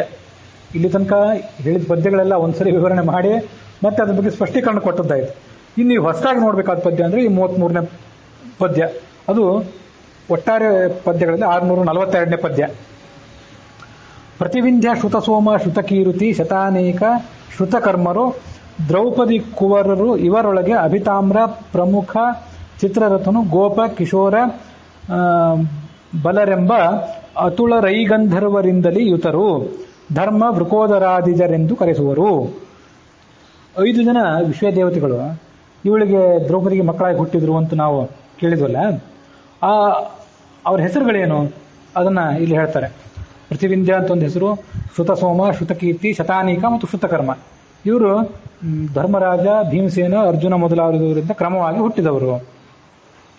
ಅವರೊಳಗೆ ಅಭಿತಾಮ್ರ, ಚಿತ್ರರಥ, ಗೋಪ, ಕಿಶೋರ, ಬಲ ಅಂತ 5 ಜನ ಗಂಧರ್ವರ ಆವೇಶದಿಂದ ಕೂಡಿದವರು. ಇವರು ನಕುಲ, ಧರ್ಮರಾಜ ಮೊದಲಾದವರಿಂದ ಹುಟ್ಟಿದವರು. ಮೊದಲಿನ ಹೆಸರು ಅಭಿತಾಮ್ರ ಅಂತ ಒಬ್ಬ ಗಂಧರ್ವ. ಅದಾದ್ಮೇಲೆ ಚಿತ್ರರಥ, ಪ್ರಮುಖ ಚಿತ್ರರಥನು ಅಂತಿದೆ. ಪ್ರಮುಖ ಅಂದ್ರೆ ಅವರು ಈ ಗಂಧರ್ವರಲ್ಲೇ ಸ್ವಲ್ಪ ಮುಖ್ಯ ಅಂತ ಅಷ್ಟೇ ಅರ್ಥ.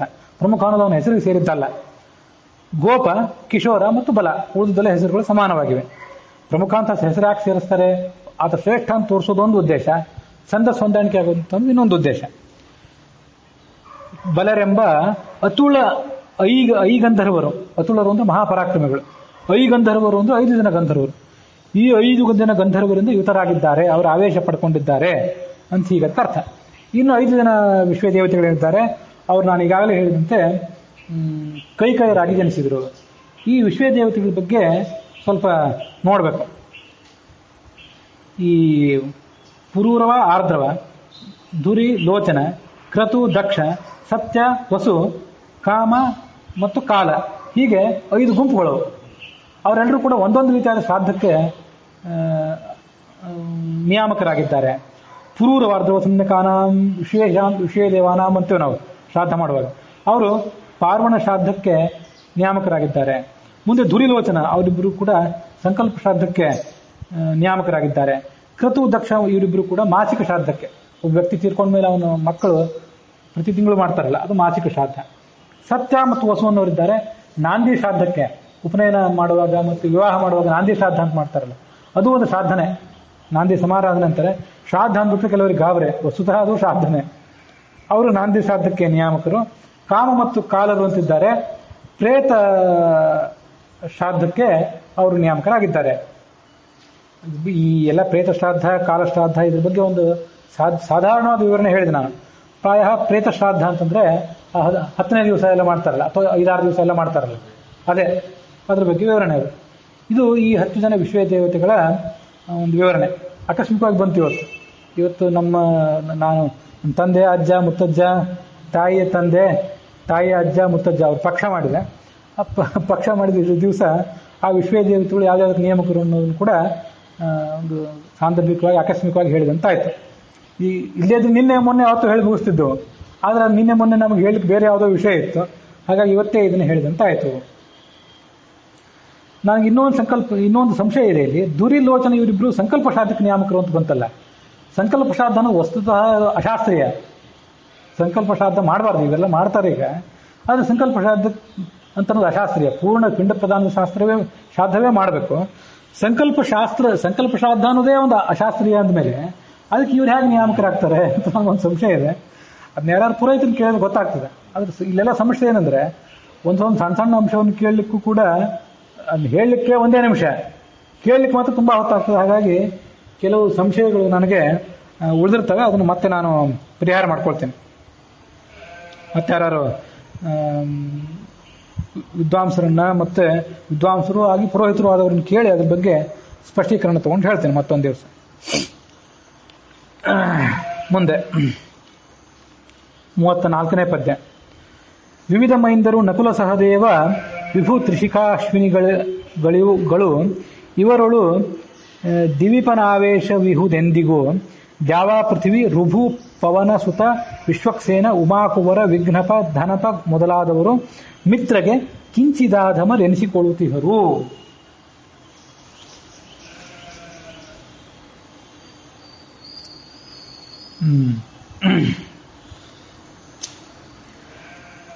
ಇದೀಗ 18ನೇ ಕಕ್ಷಾದ ವಿವರಣೆ ಇನ್ನೂ ಕೂಡ ನಡೆದಿದೆ. ಆ 18ನೇ ಕಕ್ಷಾದಲ್ಲಿರುವಂತಹ ವಿವರಣೆಯನ್ನು ನಾವು ಇನ್ನೂ ಶ್ರವಣ ಮಾಡ್ತಿದ್ದೇವಲ್ಲ, ಅಲ್ಲಿ ಅಶ್ವಿನಿ ದೇವತೆಗಳಿದ್ದಾರೆ. ಅಶ್ವಿನಿ ದೇವತೆಗಳು ಯಾವ್ಯಾವ ಅವತಾರ ತಾಳಿದ್ರು ಅಂತಂದ್ರೆ, ಅವರು ಮೈಂದ ವಿವಿಧ ಅಥವಾ ಕೆಲವು ಕಡೆ ದ್ವಿವಿಧ ಅಂತ ಕೂಡ ಹೆಸರು ಬರ್ತದೆ. ಅವರಿಬ್ರು ಈ ಹೆಸರನ್ನು ಕಪಿಗಳಾಗಿ ಜನಿಸಿದ್ರು ರಾಮಾಯಣ ಕಾಲದಲ್ಲಿ ಅಂತ ಕೇಳ್ತೇವೆ ಅವ್ರನ್ನ. ವಿವಿಧ ಮೈಂದರು ನಕುಲ ಸಹದೇವ ಮತ್ತೆ ವಿಭು ತ್ರಿಶಿಖಾ ಅನ್ನುವಂಥ ಇಬ್ಬರು ಇಂದ್ರರಿದ್ದಾರೆ. ಅವರು ಕೂಡ ಅಶ್ವಿನಿ ದೇವತೆಗಳ ಅವತಾರರೇ. ಈ ಅಶ್ವಿನಿ ದೇವತೆಗಳು ಒಂದು ಕಾಲದ ಇಂದ್ರ ಪದವಿಯನ್ನು ಕೂಡ ಆಳಿದ್ರು. ಪರಮಾತ್ಮ ಒಂದು ಮನ್ವಂತರದಲ್ಲಿ, ಧರ್ಮರಾಜ ಒಂದು ಮನ್ವಂತರದಲ್ಲಿ, ಮುಖ್ಯಪ್ರಾಣ ಒಂದು ಮನ್ವಂತರದಲ್ಲಿ, ಹೀಗೆ ಎಲ್ಲರೂ ಕೂಡ ಯಮ ಒಂದು ಮನ್ವಂತರದಲ್ಲಿ ಆಳಿದ್ರು ಅಂತಿತ್ತು. ವಿಭು ಮತ್ತು ತ್ರಿಶಿಖಾ ಅನ್ನುವಂಥ ಇಬ್ಬರು ಇಂದ್ರರು ಅಶ್ವಿನಿ ದೇವತೆಗಳ ಅವತಾರಭೂತರಾದವರು ಒಂದು ಕಾಲದಲ್ಲಿ ಇಂದ್ರರಾಗಿದ್ರು. ಇದು ಅವರ ಅವತಾರ ಅಂತ ತಿಳ್ಕೊಳ್ಬೇಕು. ಇವರೊಳಗೆ ಇಂದ್ರದೇವರ ಆವೇಶ. ಯಾವ ಇಂದ್ರದೇವ? ಈ ಪುರಂದರ ಇದ್ದಾನಲ್ಲ, ಅವನ ಆವೇಶ ಅಂತ ತಿಳ್ಕೊಳ್ಬೇಕು. ಆವೇಶ ಯಾವತ್ತೂ ಹೆಚ್ಚಿನವ್ರದಿರ್ತದೆ. 8ನೇ ಕಕ್ಷಾದಲ್ಲಿರುವಂಥ ಪುರಂದರನ ಆವೇಶ 18ನೇ ಕಕ್ಷಾದಲ್ಲಿರುವಂಥ ಇವರಿಬ್ಬರಲ್ಲಿ, ಈ ಇಂದ್ರರಲ್ಲಿ ಅಂತ ತಿಳ್ಕೊಳ್ಬೇಕು. ಮತ್ತೆ ಇನ್ನು ಯಾವ್ಯಾವ ದೇವತೆಗಳು ಈ 18ನೇ ಕಕ್ಷಾದಲ್ಲಿ ಬರ್ತಾರೆ ಅಂತಂದ್ರೆ, ಜಾವ ಪೃಥ್ವಿ, ಋಭು, ಪವನಸುತ, ವಿಶ್ವಕ್ಸೇನ, ಉಮಾಕುವರನಾದಂಥ ವಿಘ್ನಪ, ಧನಪ ಮೊದಲಾದವರು ಮಿತ್ರಗೆ ಕಿಂಚಿದಾಧಮ್ ಎನಿಸಿಕೊಳ್ಳುತ್ತಿಹರು. ಮಿತ್ರ ಅಂದ್ರೆ 17ನೇ ಕಕ್ಷಾದಲ್ಲಿ ಮಿತ್ರ ಇದ್ದಾನೆ, ಅವನಿಗಿಂತ ಸ್ವಲ್ಪ ಕಡಿಮೆ ಇವರೆಲ್ಲ ಆಗಿದ್ದಾರೆ. ಯಾರ್ಯಾರು ಅವರು ಅಂತಂದ್ರೆ, ಸ್ವರ್ಗ ದ್ಯಾವ ಅಂದ್ರೆ ಸ್ವರ್ಗ ಲೋಕ, ದ್ಯಾವ ಅಂತಲ್ಲಿದೆ, ಅದನ್ನು ಜ್ಯೂ ಲೋಕ ಅಂತ ಕರೆಯೋದು ಒಳ್ಳೇದು. ಮತ್ತೆ ಪೃಥ್ವಿ ಅಂದ್ರೆ ಪೃಥ್ವಿ ಲೋಕ, ಋಭು ಅನ್ನುವಂಥ ಒಬ್ಬ ದೇವತೆ, ಋಭು, ವಿಭ್ವ ಮತ್ತು ವಾಜ ಅಂತ 3 ಜನ ಋಭುಗಣದಲ್ಲಿದ್ದವರಿದ್ದಾರೆ. ಋಭವ ತ್ರಯ, ಋಭು, ವಿಭ್ವ, ವಾಜಶ್ಚ. ಮತ್ತೆ ದ್ಯಾವ ಪೃಥ್ವಿ ಮಾನಿನ್ಯೌಚ ದೇವ್ಯೌ, ಆಕಾಶಕ್ಕೂ ಪೃಥ್ವಿಗೂ ಅಭಿಮಾನಿಯಾಗಿರ್ತಕ್ಕಂಥ ಇಬ್ಬರು ದೇವತೆಗಳು. ಇಲ್ಲಿ ಪೃಥ್ವಿ ಅಂತಂದ್ರೆ ಧರ ಅಲ್ಲ, ಇವಳು ಧರಾಳ ಭೂದೇವಿಯ ವಿವರಣೆ ಮುಂದೆ ಬರೋದಿದೆ, ಅವಳಲ್ಲ. ಇವರೆಲ್ಲ ಬೇರೆ ಅಂತಲೇ ತಿಳ್ಕೊಳ್ಬೇಕಷ್ಟೇ. ಇನ್ನು ದ್ಯಾವ ಪೃಥ್ವಿಗೆ ಅಭಿಮಾನಿಗಳಾದಂಥ ದೇವತೆಗಳಿದ್ದಾರೆ, ಸ್ತ್ರೀ ದೇವತೆಗಳಿವರು. ಅವರು ಈ ಪಕ್ಷದಲ್ಲಿ ಸೇರಿದ್ದಾರೆ. ಅಮರಕೋಶ ನೋಡಿದರೆ ಆದಿತ್ಯ ಋಭವೋ ಸ್ವಪ್ನಾಹ. ನಾನು ಮೊನ್ನೆ ಒಂದು ಸಂಗತಿ ಹೇಳಿದ್ದೆ. ಈ ಆದಿತ್ಯರು ಅನ್ನೋ ಶಬ್ದ ಮತ್ತೆ ಋಭು ಅನ್ನೋ ಶಬ್ದ ಇದು ಆಯಾ ಕೆಲವು ಗಣದವರನ್ನೂ ಹೇಳ್ತದೆ ಮತ್ತು ಎಲ್ಲಾ ದೇವತೆಗಳನ್ನು ಕೆಲವು ಸರಿ ಹೇಳ್ತದೆ. ಋಭು ಅನ್ನೋ ಶಬ್ದನೂ ಕೂಡ ಹಾಗೆ 3 ಜನ ದೇವತೆಗಳನ್ನು ಹೇಳ್ತದೆ. ಅದನ್ನು ಬಿಟ್ಟು ಒಟ್ಟಾರೆ ದೇವತೆಗಳನ್ನು ಹೇಳ್ತದೆ. ಈ ಋಭು ಅನ್ನೋ ಶಬ್ದವನ್ನು ಪ್ರಯೋಗ ಮಾಡಿದಾಗ ಅದು ಎಲ್ಲಿ ಯಾರನ್ನು ಹೇಳ್ತದೆ ಅಂತ ಸಂದರ್ಭ ನೋಡಿ ತಿಳ್ಕೊಳ್ಬೇಕಷ್ಟೆ. ಹಾಗಾಗಿ ಋಭುಗಣದಲ್ಲಿ ಮೂವರಿದ್ದಾರೆ. ಋಭು, ಋಭ್ವ, ವಾಜ ಅಂತ ಹೀಗೆ ಮೂರನೇ ಹೆಸರಿನವರು. ಇಲ್ಲಿ ದ್ಯಾವ, ಪೃಥ್ವಿ, ಋಭು ಅಂತ ದಾಸರು ಒಂದೇ ಹೇಳಿದ್ರು. ಆ ಒಂದು ಶಬ್ದದಿಂದ 3 ಜನರನ್ನು ತಗೊಳ್ಬೇಕಷ್ಟೆ. ಋಭು. ಮುಂದೆ ಪವನಸುತ, ವಾಯುದೇವನ ಪುತ್ರನಾದಂತಹ ವಿಶ್ವಕ್ಸೇನ ಇದ್ದಾನೆ. ವಿಶ್ವಕ್ಸೇನ ವಾಯುಜ ಖೇನತುಲ್ಯ ಅಂತ ತಾತ್ಪರ್ಯ ನಿರ್ಣಯದ ಒಂದು ಮಾತು ಹೇಳಿದ್ದೆ ಹಿಂದೆ. ಪವನಸುತ ವಿಶ್ವಕ್ಸೇನ. ಉಮಾಕುವರನಾದಂತಹ ವಿಘ್ನಪ, ಆಕಾಶಕ್ಕೆ ಅಭಿಮಾನಿ ದೇವತೆಯಾದಂತಹ ಭೂತಾಕಾಶಕ್ಕೆ ಅಭಿಮಾನಿಯಾದಂತಹ ಗಣೇಶ ಇದ್ದಾನೆ. ಮುಂದೆ ಧನಪ ಇದ್ದಾನೆ, ಧನಪಕ್ಕೆ ಪತಿಯಾದಂತಹ ಕುಬೇರ ಇದ್ದಾನೆ.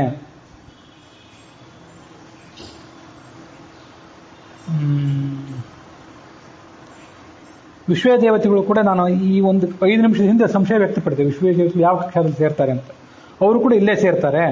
ಕೃತು, ದಕ್ಷ, ಕೆಲವು ಕಡೆ ಸವ ಅಂತ ಹೆಸರಿದೆ. ಕೃತು, ದಕ್ಷ, ಸವ, ಸತ್ಯ, ಕಾಮ, ಕಾಲ, ಧುರಿ, ಲೋಚನ ಮತ್ತು ಪುರೂರವ, ಆರ್ದ್ರವ, ಇಷ್ಟು ಅವರ ಹೆಸರುಗಳನ್ನು ಕೂಡ ಒಂದು ಕಡೆ ಹೇಳ್ತಾರೆ. ಅವರು ಕೂಡ 18ನೇ ಕಕ್ಷಾದಲ್ಲೇ ಸೇರಿದ್ದಾರೆ. ಅದಕ್ಕಾಗಿ ದಾಸರು ಅವರು ಎಲ್ಲಾ ಶಬ್ದಗಳನ್ನು ಕೂಡ ತಗೊಂಡಿದ್ದಾರೆ. ಕುವರ, ವಿಘ್ನಪ ಧನಪ ಮೊದಲಾದವರು ಮಿತ್ರಗೆ ಕಿಂಚಿದಾದಮರು ಎಣಿಸಿಕೊಳ್ಳುತ್ತಿದ್ದರು. ಇವರೆಲ್ಲರೂ ಕೂಡ 17ನೇ ಕಕ್ಷಾದಲ್ಲಿರುವಂತಹ ಮಿತ್ರನಿಗಿಂತ ಕಡಿಮೆ ಇದ್ದಾರೆ. ಯಾಕಂದ್ರೆ 18ನೇ ಕಕ್ಷಾದಲ್ಲಿ ಇದ್ದಾರೆ. ಆದ್ರಿಂದ ಇಲ್ಲಿ ಉತ್ತರಾರ್ಧದಲ್ಲಿ ದಿವೀಪನಾವೇಶ ವಿಹುದೆಂದಿಗೂ ಅಂತಿದೆ. ದಿವೀಪ ಅಂತಂದ್ರೆ ಸ್ವರ್ಗಲೋಕವನ್ನು ಆಳುವಂತಹ ಇಂದ್ರ ಅಂತ ಅರ್ಥ. ಹೀಗೆ ಆ ಸ್ವರ್ಗಲೋಕವನ್ನು ಆಳುವಂತಹ ಪುರಂದರನ ಆವೇಶ ಈ ಅಶ್ವಿನಿ ದೇವತೆಗಳಲ್ಲಿ ಅವರು ಇಂದ್ರರಾದಾಗ ಅಂತ ಹೀಗೆ ಅದನ್ನು ತಿಳ್ಕೊಳ್ಬೇಕು. ಅನಿಸಿಕೊಳ್ಳುತ್ತಿದ್ದರು. ಪಾವಕಾಗ್ನಿ ಕುಮಾರನೆನಿಸುವ ಚ್ಯಾವನ ಉಚಥ್ಯಮುನಿ ಚಾಕ್ಷುಷ ರೈವತ ಸ್ವಾರೋಚಿಷ ಉತ್ತಮ ಬ್ರಹ್ಮ ರುದ್ರ ಇಂದ್ರ ದೇವ ಧರ್ಮ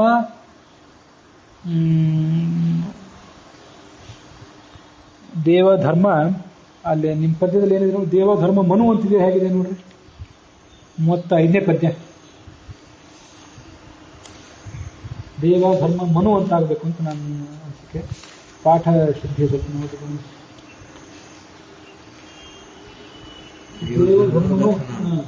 ದೇವಧರ್ಮನು ದಕ್ಷನಾಮಕ ಅಂತ ಹೀಗೆ ಇದೆ. ಇರ್ಲಿ.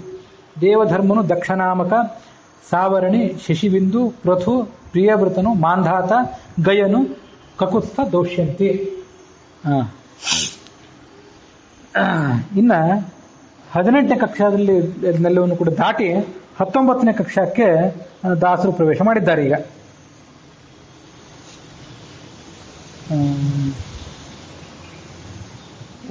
ಇದೊಂದು ಸಂಗತಿ ಉಳಿದಿದೆ. 19ನೇ ಕಕ್ಷಾ ಪ್ರವೇಶ ಮಾಡೋದಕ್ಕಿಂತ ಮೊದಲು 18ನೇ ಕಕ್ಷಾದಲ್ಲಿ ಇನ್ನೊಂದು ಸಂಗತಿ. ಪಿತೃಪತಿಗಳಲ್ಲಿ ಒಬ್ಬನಾದಂತಹ ಕವ್ಯವಾಹನ ಅನ್ನುವಂತಹ ಒಬ್ಬ ಅಗ್ನಿ, ಅವನು ಕೂಡ 18ನೇ ಕಕ್ಷಾದಲ್ಲಿ ಸೇರ್ತಾನೆ. ಕವ್ಯವಾಹನ ಅಂತನವನು. ದಾಸರು ಅವನನ್ನು ಮುಂದೆ ಎಲ್ಲರೂ ಹೇಳ್ತಾರೋ ಹೇಗೆ ನೋಡಬೇಕು. ಅಂತೂ 18ನೇ ಕಕ್ಷಾದಲ್ಲಿ ಆತ ಇದ್ದಾನೆ. ಋಭುಗಳನ್ನು ಹೇಳೋದಕ್ಕಿಂತ ಮೊದಲು ಆ ಕವ್ಯವಾಹನ ಅನ್ನುವ ಹೆಸರಿನ ಅಗ್ನಿಯನ್ನ ಆತ ಪಿತೃಪತಿಗಳಲ್ಲಿ ಒಬ್ಬ, ಅವನ ಹೆಸರನ್ನು ಹೇಳಿದ್ದಾರೆ. ಆತನು ಕೂಡ 18ರಲ್ಲಿದ್ದಾನೆ ಅಂತ ನೋಡಬೇಕು. ಮುಂದೆ 19ನೇ ಕಕ್ಷಾ ನಾವು ನೋಡಬೇಕು. ಪ್ರಧಾನ ವಾಯುವಿನ ಮಗನಾದಂಥ ಮರೀಚಿ, ಪ್ರಧಾನ ವಾಯುವಿನ ಮುಖ್ಯ ಪ್ರಾಣ, ಅವನ ಮಗನಾದಂಥ ಭೂತವಾಯುವಿಗೆ ಅಭಿಮಾನಿಯಾಗಿರ್ತಕ್ಕಂಥ ಮರೀಚಿ ಇದ್ದಾನೆ.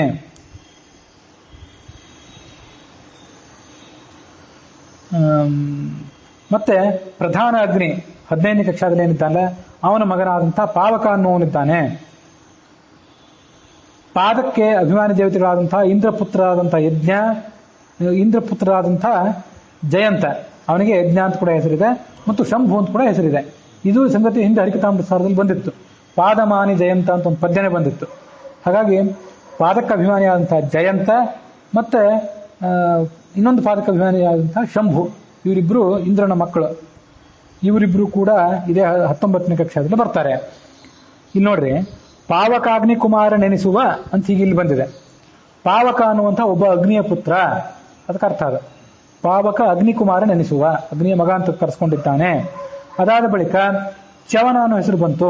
ನಾನು ಈಗಾಗಲೇ ಒಂದು 5 ನಿಮಿಷದ ಹಿಂದೆ ಓದಿದ್ದೆ ಈ ಸಾಲುಗಳನ್ನು. ಇಂದ್ರನ ಮಕ್ಕಳ ವಿವರಣೆ ಬಂದ ಮೇಲೆ ದೈತ್ಯಗುರು ಶುಕ್ರಾಚಾರ್ಯ ವಿವರಣೆ ಇದೆ. ಅದಾದ್ಮೇಲೆ ಅವನ ಮಗ ಚ್ಯವನನ ವಿವರಣೆ ಇದೆ. ಚ್ಯಾವನ ಅಂತ ಅದೇ. ಚ್ಯವನನ ವಿವರಣೆ ಆದ ಬಳಿಕ ಶುಕ್ರ ಮತ್ತು ಚ್ಯವನ ಇಬ್ಬರು ಸಹೋದರರು. ಬೃಹಸ್ಪತಿಯ ಮಗನ ಸಹೋದರನಾದಂತಹ ಉಚತ್ಯ ಅನ್ನೋ ಒಂದು ವಿವರಣೆ ಇದೆ. ಹಾಗಾಗಿ ಉಚತ್ಯ ಮುನಿ ಅಂತ ಈಗ ಬಂತು. ಇದಾದ ಬಳಿಕ ಕೆಲವರ ವಿವರಣೆ ಇದೆ. ಅವ್ರು ಯಾರು ಅಂದ್ರೆ ಸನತ್ ಕುಮಾರನನ್ನು ಹೊರತುಪಡಿಸಿ ಸನಕ, ಸನಂದನ, ಸನಾತನ ಇವರಿಬ್ಬರ ಬಗ್ಗೆ ಇಲ್ಲಿ ವಿವರಣೆ ಇದೆ. ಮುಂದೆ ಚಾಕ್ಷುಷ, ರೈವತ, ಸ್ವಾರೋಚಿಷ ಮೊದಲಾದವರು ಈ ಮನುಗಳ ಬಗ್ಗೆ ವಿವರಣೆ ಇದೆ. ಚಾಕ್ಷುಷ ಮನ್ವಂತರ, ರೈವತ ಮನ್ವಂತರ, ಸ್ವಾರೋಚಿಷ ಮನ್ವಂತರ, ಉತ್ತಮ ಮನ್ವಂತರ, ಬ್ರಹ್ಮ ಸಾವರ್ಣಿ ಮನ್ವಂತರ, ರುದ್ರ ಸಾವರ್ಣಿ ಮನ್ವಂತರ, ಇಂದ್ರ ಸಾವರ್ಣಿ ಮನ್ವಂತರ, ದೇವ ಸಾವರ್ಣಿ, ಧರ್ಮ ಸಾವರ್ಣಿ, ದಕ್ಷ ಸಾವರ್ಣಿ ಅಂತ ಮನ್ವಂತರ ಅಂತ ಹೀಗೆಲ್ಲ ಮನ್ವಂತರಗಳಿವೆ. ಇವೆಲ್ಲ ಮುಂದೆ ಬರುವ ಕೆಲವು.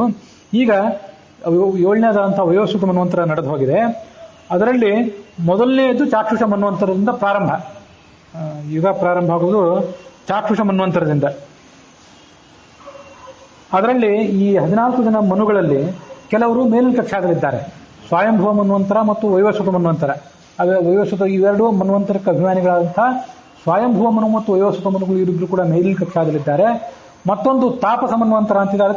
ಅದಕ್ಕೆ ನಿಯಾಮಕ ಸ್ವಯಂ ಭಗವಂತನೇ. ಆತನಂತೂ ಪೂರ್ಣ ಮೇಲೆ ಇದ್ದಾನೆ. ಅವನನ್ನು ಬಿಟ್ಟು ಉಳಿದವರು ಇಲ್ಲಿದ್ದಾರೆ.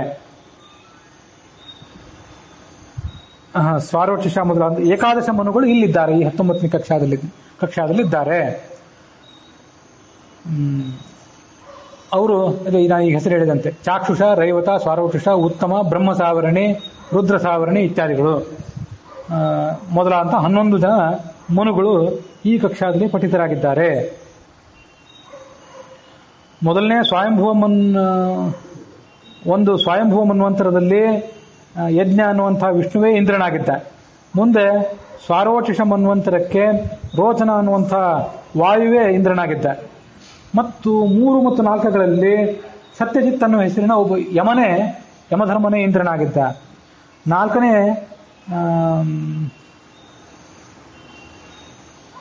4ನೇದರಲ್ಲಿ ಮತ್ತು 5ನೇದರಲ್ಲಿ ಅಶ್ವಿನಿ ದೇವತೆಗಳು. 4ನೇದಕ್ಕೂ ಇಬ್ರು, 5ನೇದಕ್ಕೂ ಇಬ್ರು. ಅವರಿಬ್ರು ಕೂಡ ಅದಕ್ಕೆ ಇಂದ್ರರಾಗಿದ್ದರು. ಅದನ್ನು ಈಗ ಒಂದು 2 ನಿಮಿಷದ ಹಿಂದೆ ಆ ಅಶ್ವಿನಿ ದೇವತೆಗಳ ವಿವರಣೆ ಶ್ರವಣ ಮಾಡುವಾಗ ನಾವು ನೋಡಿದೆವು. 6ನೇ ಚಾಕ್ಷುಷ ಮನ್ವಂತರ ಇದೆಯಲ್ಲ, ಆ ಚಾಕ್ಷುಷ ಮನ್ವಂತರಕ್ಕೆ ಮಂದ್ರದ್ಯುಮ್ನ ಅನ್ನುವ ಇಂದ್ರ ಇದ್ದ. ಅವನೇ ಈ 7ನೇ ವಯೋಸುತ ಮನ್ವಂತರದಲ್ಲೂ ಕೂಡ ಪುರಂದರ ಅನ್ನೋ ಹೆಸರಿನಿಂದ ಇಂದ್ರನಾಗಿದ್ದಾನೆ. ಇದೇ ವ್ಯಕ್ತಿ, ಅವನೇ ಮಂದ್ರದ್ಯುಮ್ನ, ಅವನೇ ಪುರಂದರ. ಈ ಮಂದ್ರದ್ಯುಮ್ನ ಅನ್ನೋ ಹೆಸರನ್ನೇ ಇಂದ್ರನ ಬಗ್ಗೆ ಹೇಳುವಾಗ ದಾಸರು ತಗೊಂಡಿದ್ರು. ಇದೇ ಸಂಧಿಯಲ್ಲಿ ಇಂದ್ರನ ಬಗ್ಗೆ, ಆತನ ಅವತಾರಗಳ ಬಗ್ಗೆ ಹೇಳುವಾಗ ಮಂದ್ರದ್ಯುಮ್ನ ಅನ್ನೋ ಪದವನ್ನು ತಗೊಂಡಿದ್ರು. ಅದು ಆ ಇಂದ್ರ 6ನೇ ಮನ್ವಂತರದಲ್ಲಿ ಇಂದ್ರನಾಗಿ ಇದ್ದಂಥದ್ದು ವಿವರಣೆ. ಅದು ಹೀಗೆ ಇದೆಲ್ಲ ಇಂದ್ರನ ವಿವರಣೆ ಆಯಿತು. 3 ಜನ ಮನುಗಳನ್ನು ಬಿಟ್ಟರೆ 11 ಜನ ಮನುಗಳು ಇಲ್ಲಿ ಸೇರಿದ್ದಾರೆ. ಸಾವರ್ಣಿ, ಶಶಬಿಂದು, ದೇವ ಸಾವರ್ಣಿ, ಧರ್ಮ ಸಾವರ್ಣಿ. ಧರ್ಮನು ಅಂದರೆ ಧರ್ಮ ಸಾವರ್ಣಿ ಅಂತ ಅರ್ಥ. ಮುಂದೆ ದಕ್ಷ ಸಾವರ್ಣಿ ಅಂತ ಇಷ್ಟೆಲ್ಲ ಅದ್ರ ಬಗ್ಗೆ ವಿವರಣೆ ಆಯಿತು. ಇದಾದ ಬಳಿಕ ಶಶಬಿಂದು, ಪೃಥು, ಪ್ರಿಯವ್ರತ, ಮಾಂಧಾತ, ಗಯ, ಕಕುತ್ಸ್ಥ, ದುಷ್ಯಂತ ಪುತ್ರನಾದಂಥ ಭರತ ಮೊದಲಾದವರೆಲ್ಲ ಇದೇ ಕಕ್ಷಾದಲ್ಲಿ 19ನೇ ಕಕ್ಷಾದಲ್ಲಿ ಇರುವಂಥವರು ಕರ್ಮಜ ದೇವತೆಗಳಾಗಿದ್ದಾರೆ. ಕರ್ಮಜ ದೇವತೆಗಳು ಅಂದ್ರೆ ಏನು? ಕರ್ಮದಿಂದ ದೇವತ್ವವನ್ನು ಪಡೆದವರು ಅಂತ ಅರ್ಥ. ಇದನ್ನ ಈಗ ಹೇಳಿದ್ದೇನೆ. ದೇವತೆಗಳಿಗಿಂತ ಇವರು ಕೆಳಗಿನವರು, ಆದರೆ ಕರ್ಮದಿಂದ ದೇವತೆಗಳ ಪದವಿಯನ್ನು ಪಡೆದವರು. ಅದಕ್ಕಾಗಿ ನೋಡ್ರಿ 18ನೇ ಕಕ್ಷಾದಲ್ಲಿ ಎಲ್ಲ ಬಹುತೇಕ ದೇವತೆಗಳೆಲ್ಲ ಬಂದು ಹೋಯಿತು. 12 ಜನ ಆದಿತ್ಯರು, ಏಕಾದಶಿ ರುದ್ರರು, ಅಷ್ಟ ವಸುಗಳು, ವಿಶ್ವೇ ದೇವತೆಗಳ ಬಗ್ಗೆ ಎಲ್ಲ ಬಹುತೇಕ ಬಂದಾಯಿತು. 19ನೇ ಕಕ್ಷಾದಲ್ಲಿದ್ದವರು ಇನ್ನೂ ಕಡಿಮೆಯವರೇ. ಕರ್ಮಜ ದೇವತೆಗಳು ಕೂಡ 19ನೇ ಕಕ್ಷಾದಲ್ಲೇ ಬರ್ತಾರೆ. ಅವರು ಕರ್ಮದಿಂದ ದೇವತೆಗಳ ಪದವಿಗೆ ಏರಿದವರು. ಆದರೆ ಹೆಸರಿನ ದಾಸರು ಮುಂದಿನ 36ನೇ ಪದ್ಯದಲ್ಲೂ ಕೂಡ ಮುಂದುವರಿಸ್ತಾರೆ. ದೌಶ್ಯಂತಿ ಭರತ ಅಂತ, ದುಷ್ಯಂತನ ಮಗ ಭರತ ಅನ್ನೋದನ್ನ ಮುಂದಿನ ಪದ್ಯ ತಗೊಂಡಿದ್ದಾರೆ. ಋಷಭನಾಮಕನಾದಂತಹ ಪರಮಾತ್ಮನ ಮಗನಾಗಿ ಜನಿಸಿದಂತಹ ಭರತ ಚಕ್ರವರ್ತಿ ಇದ್ನಲ್ಲ, ಅವನು ಕೂಡ ಇಲ್ಲೇ ಸೇರ್ತಾನೆ. ಅವನೇ ದ್ವಿಜನಾಗಿ, ಅವನೇ ಒಮ್ಮೆ ಹರಿಣಿ ಜಿಂಕೆಯಾಗಿ, ಹೆಣ್ಣು ಜಿಂಕೆ ಒಂದು ಮಗುವಾಗಿ ಆತನೇ ಹುಟ್ಟಿದ್ದ ದ್ವಿಜ ಭರತ. ಅವನ ಅವತಾರಗಳು ಯಾವ್ದಾವುದು ಅಂತಂದ್ರೆ, ಮೊದಲು ಭರತ ಚಕ್ರವರ್ತಿ, ಆಮೇಲೆ ಜಿಂಕೆ, ಆಮೇಲೆ ದ್ವಿಜ ಭರತ ಅಂದ್ರೆ ಜಡ ಭರತ ಅಂತ ಅರ್ಥ. ಕೊನೆಯದಾಗಿ ಹುಟ್ಟಿದ್ದಲ್ಲ, ಅದು ಜಡಭರತ. ಮೊದಲಾದ ಅಖಿಲ ರಾಯರೊಳು ಇರುತ್ತಿಹುದು ಶ್ರೀ ವಿಷ್ಣು ಪ್ರಾಣಾವೇಶ ಪ್ರತಿದಿನದಿ. ಎಲ್ಲ ರಾಯರು ಅಂದ್ರೇನು? ರಾಯರು ಅಂದ್ರೆ ರಾಜರು ಅಂತ ಅರ್ಥ. ಎಲ್ಲ ರಾಜರುಗಳಲ್ಲಿ ಭಗವಂತನ ಮತ್ತು ಪ್ರಾಣನ ಆವೇಶ ಪ್ರತಿನಿತ್ಯ ಇದೆ.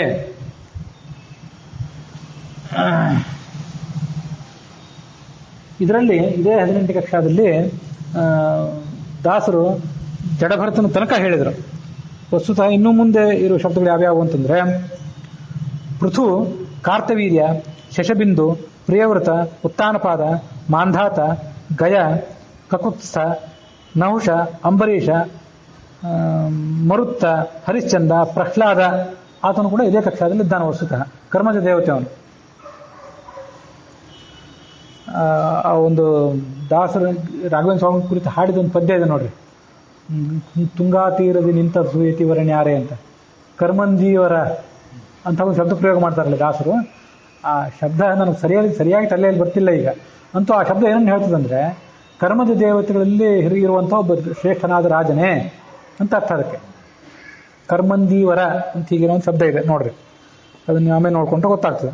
ಪರೀಕ್ಷಿತ ಮೊದಲಾದವರು ಇವರೆಲ್ಲ 15ನೇ ಕಕ್ಷಾದಲ್ಲಿರುವಂಥ ಅಗ್ನಿಗಿಂತ 100 ಪಟ್ಟು ಕಡಿಮೆ ಇದ್ದಾರೆ.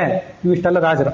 ಪ್ರಹ್ಲಾದ ಹೀಗೆ 19ನೇ ಕಕ್ಷಾದಲ್ಲಿ ಬರುವಂತಹ ಕರ್ಮದ ದೇವತೆ ಆಗಿದ್ರೂ ಕೂಡ ಈತ ತನ್ನ ಸಾಧನೆಯ ಬಲದಿಂದ, ನಾರದರ ಉಪದೇಶದ ಬಲದಿಂದಾಗಿ ಆತ 15ನೇ ಕಕ್ಷಾಕ್ಕೆ ಏರಿದ್ದಾನೆ ಅಂತ ಕೂಡ ನಾವು ಆವತ್ತಿನ ದಿವಸ ಶ್ರವಣ ಮಾಡಿದ್ವಿ. ಸರ್ವಮೂಲದಲ್ಲಿ ಆಚಾರ್ಯರು ಇವರ ಶಬ್ದವನ್ನು ಪ್ರಯೋಗ ಮಾಡಿಲ್ಲ. ಈ ಪ್ರಹ್ಲಾದ ಮೊದಲಾದಂಥ ಈ ಚಕ್ರವರ್ತಿಗಳ ಶಬ್ದವನ್ನು, ಈ ಚಕ್ರವರ್ತಿಗಳ ಹೆಸರನ್ನು ಹೇಳುವಾಗ ಇವನ ಹೆಸರನ್ನೇನು ಅವ್ರು ಹೇಳಲಿಲ್ಲ. ಕಾರ್ತವೀರ್ಯ ಪೃಥುಶ್ಚೈವ ದೌಶ್ಯಂತಿರ್ಭರತಸ್ತಥಾ ಶಶಬಿಂದು ಮಾಂಧಾತ ಕಕುತ್ಸ್ಥಾದ್ಯಾಹ ತಥಾ ಪರೇ ಸರ್ವೇತೆ ವಿಷ್ಣುನಾವಿಷ್ಟಾಹ. ವಿಷ್ಣುನ ಆವೇಶ ಅಂತ ಬಂತಲ್ಲ ಇಲ್ಲಿ ದಾಸರು ಹೇಳಿದ್ರಲ್ಲ, ಅದಕ್ಕೆ ಮೂಲ ಇದೆ ಸರ್ವಮೂಲ. ಬೃಹದಾರಣ್ಯಕ ಉಪನಿಷತ್ತಿನ 1ನೇ ಅಧ್ಯಾಯದಲ್ಲಿ ಬಂದದ್ದು. ವಿಷ್ಣೋ ಭಿನ್ನ ಸದೈವತ್ತು, ಆವೇಶ ಅಷ್ಟೇ, ಅವರನ್ನೇ ವಿಷ್ಣು ಅಂತ ತಿಳ್ಕೊಳ್ಬೇಡ್ರಿ. ಶತಾವರಾಶ್ಚ ದೇವೇಭ್ಯ, 100 ಪಟ್ಟು ದೇವತೆಗಳಿಗಿಂತ ಕಡಿಮೆ. ಕರ್ಮದೇವಾಹ ಇತಿ ಸ್ಮೃತಾಹ, ಇದು ಕರ್ಮದ ದೇವತೆಗಳು ಅಂತ ಕರೆಸ್ಕೊಂಡಿದ್ದಾರೆ ಇವರೆಲ್ಲ. ಇನ್ನು ಮುಂದೆ ಮತ್ತು ಕೆಲವು ಗಂಧರ್ವರಿದ್ದಾರೆ. ಅವ್ರ್ಯಾರು ಅಂದ್ರೆ ತುಂಬುರು ಪ್ರಮುಖ ಏಚ ತಥಾ ಊರ್ವಶ್ಯಾದಿಕಾಹ ಅಪಿ ಅಂತ ಆ ಬೃಹದಾರಣ್ಯಕ ಭಾಷ್ಯ ಹೇಳಿದೆ. ದಾಸರು ಏನು ಹೇಳಿದ್ದಾರೆ ಅಂತಂದ್ರೆ ದಿವಸ್ಪತಿ, ಶಂಭು, ಅದ್ಭುತ, ಬಲಿ, ವಿಧೃತ, ಶುಚಿ, ಕೃತಧಾಮ ಅಥವಾ ಋತಧಾಮ ಮೊದಲಾದ 8 ಜನ ಗಂಧರ್ವರು. ಅವರು ಕೂಡ ಇದೇ 19ನೇ ಕಕ್ಷಾದಲ್ಲೇ ಅಂತರ್ಭಾವವನ್ನು ಪಡ್ಕೊಂಡಿದ್ದಾರೆ.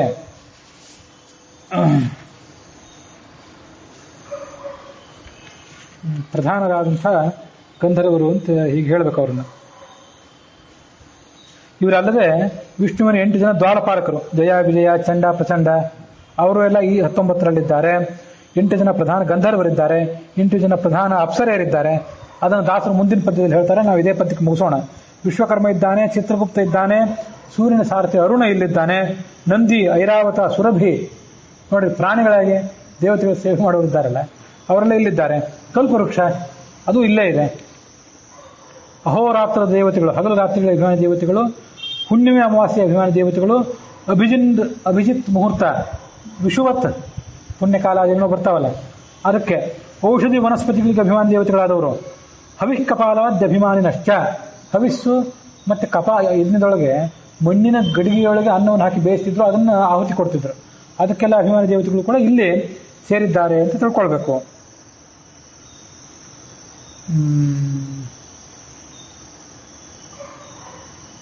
ಮತ್ತು 80 ಜನ ಗೃಹಸ್ಥರಾದಂತಹ ಋಷಿಗಳು, ಕಶ್ಯಪ ಮೊದಲಾದಂಥ 80 ಜನ ಗೃಹಸ್ಥರಾದಂತಹ ಋಷಿಗಳು ಕೂಡ ಇದೇ ಕಕ್ಷಾದಲ್ಲಿ ಅಂತರ್ಭಾವವನ್ನು ಪಡಿತಾರೆ. ಹಿಂದೆ ಪುಲಸ್ತ್ಯ, ಅಂಗಿರಸ್, ಕತು ಮೊದಲಾದವರೆಲ್ಲ ಬಂದಾಗಿದೆ. ಅವರೆಲ್ಲ ಬಹಳ ದೊಡ್ಡವರು. ಕಶ್ಯಪ ಮೊದಲಾದಂಥ 80 ಜನ ಗೃಹಸ್ಥರಾದ ಋಷಿಗಳು ಕೂಡ ಇದೇ 19ನೇ ಕಕ್ಷಾದಲ್ಲಿ ಹೇಳ್ತಾರೆ. ದಾಸರು ಹೇಳಲಿಲ್ಲ, ಸುಮ್ಮನೆ ಅನುಸಂಧಾನಕ್ಕಾಗಿ ನಾನು ಅದನ್ನು ಹೇಳಿದೆ. ಮುಂದಿನ ಪದ್ಯದಲ್ಲಿ ಇದೊಂದು ಪದ್ಯ ಮುಗಿಸೋದು ಒಳ್ಳೆಯದಂತ ಕಾಣಿಸ್ತದೆ. ಯಾಕಂದ್ರೆ ಅರಸೆನಿಪ ಕರ್ಮಜರು ವೈಶ್ವಾನರ ಕಧಮ, ಕರ್ಮಜ ದೇವತೆಗಳು ರಾಜರು ಅಂತ ಕರೆಸ್ಕೊಂಡಿದ್ದಾರೆ. ಅವರು ವೈಶ್ವಾನರ ಅಂದ್ರೆ ಅಗ್ನಿಗೆ ಕಡಿಮೆಯವರಾಗಿದ್ದಾರೆ. ಹೇಗೆ ಅಂದ್ರೆ ಶತಗುಣದಿ 100 ಪಟ್ಟು ಕಡಿಮೆಯಾಗಿದ್ದಾರೆ. ವಿಘ್ನೇಶ್ವರಗೆ ಕಿಂಚಿತ್ ಗುಣ ಕಡಿಮೆ. 18ನೇ ಕಕ್ಷಾದಲ್ಲಿರುವಂತಹ ಗಣಪತಿಗೆ ಇವರು ಸ್ವಲ್ಪ ಕಡಿಮೆಯಾಗಿದ್ದಾರೆ. ಬಲಿ ಮುಖ್ಯ ಪಾವಕರು. ಬಲಿ ಚಕ್ರವರ್ತಿ ಇಲ್ಲೇ ಇದ್ದಾನೆ. ಮತ್ತೆ ಪಾವಕ ಮೊದಲಾದಂತಹ ಅಗ್ನಿಯ ಮಕ್ಕಳಿದ್ದಾರೆ. ಶರಭ ಮತ್ತು ಪರ್ಜನ್ಯ ಅಂತನೋರಿದ್ದಾರೆ. ಸೂರ್ಯಪತ್ನ್ಯ ಅಂತ ಸಂಜ್ಞಾ, ರೋಹಿಣಿ ಇವರೆಲ್ಲ ಇದ್ದಾರೆ. ಅದು ಶ್ಲೋಕ ಮುಂದುವರಿಸ್ತಾ ಹೋದಂತೆ ಕಕ್ಷೆ ಬದಲಾಯಿತು ಮಾತ್ರ. ಹಾಗಾಗಿ ಅದನ್ನ ಅಲ್ಲಿ ನಿಲ್ಲಿಸೋದು ಒಳ್ಳೇದು. ಯಾಕಂದ್ರೆ 18 ದಾಟಿ ನಾನು 19ನೇ ಕಕ್ಷಾದ ಬಗ್ಗೆ ಹೇಳ್ತಾ ಹೋದೆ. 19ನೇ ಕಕ್ಷಾದಲ್ಲಿರುವಂಥವ್ರು ಎಲ್ಲರನ್ನೂ ಮುಗಿಸೋ ಒಂದು ಭರದಲ್ಲಿ ಅದು 20ನೇ ಕಕ್ಷಾಗೆ ಬಂದು ಮುಲ್ತು. ಯಾಕಂದ್ರೆ ಪರ್ಜನ್ಯ, ರೋಹಿಣಿ, ಸಂಜ್ಞಾ ಅಂತ ಬಂತು. ಹಾಗಾಗಿ ಆ ಶ್ಲೋಕವನ್ನು ಅಲ್ಲಿಗೆ ನಿಲ್ಲಿಸೋದು ಒಳ್ಳೇದು. 37 ಪದ್ಯ ಅರ್ಧಕ್ಕೆ ನಿಂತಿದೆ. 21ನೇ ಆವೇಶಾವತಾರ ಸಂಧಿಯ 37ನೇ ಪದ್ಯ ಇನ್ನೂ ಪೂರ್ಣ ಕೊನೆಗೊಂಡಿಲ್ಲ. 36ನೇ ಪದ್ಯ ಅಂತೂ ಪೂರ್ತಿ ಕೊನೆಗೊಂಡಿದೆ. ಇವತ್ತು ಗುರುವಾರ ರಾಘವೇಂದ್ರ ಸ್ವಾಮಿಗಳು ಮೂಲ ರೂಪದಿಂದ ಪ್ರಹ್ಲಾದ, ಆತ ಕರ್ಮಜ ದೇವತೆ ಅಂತ ಅನ್ನೋದನ್ನು ಶ್ರವಣ ಮಾಡಿದ್ವಿ. ಮತ್ತು ನಾನು ಆಚರಣೆ ಮಾಡಿದಂಥ ಪಕ್ಷ, ಆ ಪಕ್ಷಕ್ಕೆ ಹೊಂದಾಣಿಕೆ ಆಗುವಂತೆ ಆ ವಿಶ್ವ ದೇವತೆಗಳು ಕೂಡ ಯಾವ್ಯಾವ ಕಾರ್ಯಗಳನ್ನು ಮಾಡ್ತಾರೆ ಅಂತ ಕೂಡ ಶ್ರವಣ ಮಾಡಿದ್ವು.